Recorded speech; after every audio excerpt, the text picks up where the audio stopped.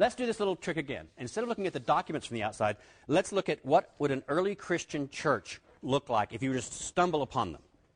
Little imagination. Let's pretend that you're a seamstress. You work in a clothing shop in the city of Corinth in Greece in the year 56. A guy next door to you named Fred works in a leather factory next door. He has just joined a new club, and he's going to tell you all about it. First, they don't meet in the daytime. They meet either early before light at dawn or after dark at night. There's only enough of them to fill a decent-sized dining room, but they call themselves the town meeting. You're not sure what they do at these meetings. They don't appear to worship any god or goddess that you can see. They use the term God sometimes, but this God doesn't have a name, and that's very bizarre to you. Remember, you're pretending you're a Greek person living in the year 56 in Corinth. In fact, these people don't look like they believe in gods at all. They look like atheists. They have a very high respect for a criminal Jew who led some kind of guerrilla war and was executed long ago somewhere in Syria. Fred says, though, that this Jew is still alive somewhere.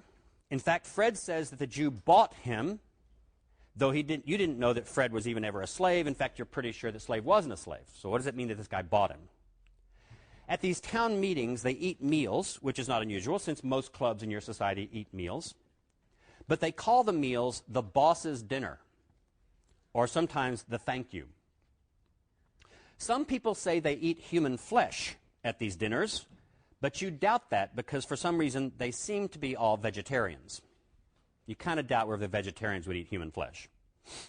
Fred says that to initiate new members into their club, they dip them naked, and then they get healthy.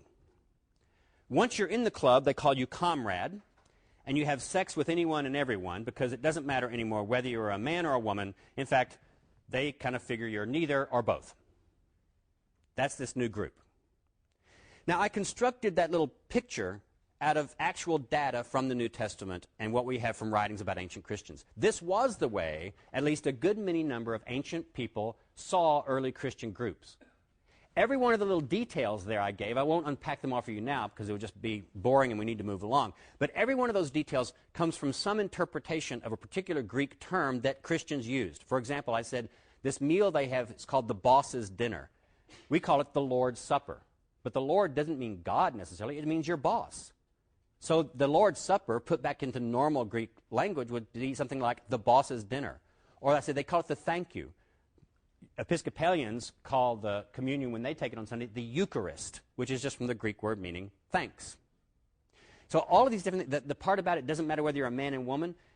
Christians went around saying things like, in Christ there is no male and female. What? No male and female? And some outsiders did interpret that as meaning that these Christians seem to kind of have sex with each other. They call each other brother and sister, and yet they're also talking about love all the time. They have meetings at night, in the dark. Yeah, so there were all these rumors about early Christian groups like this. So a lot of these things, that I said, they call you comrade. Well, Christians called each other brother and sister. But that wouldn't have been sort of normal, everyday way to talk about a stranger in the ancient world. It would sound somewhat odd, like our thinking it would be somewhat, odd or communist or something to call somebody comrade.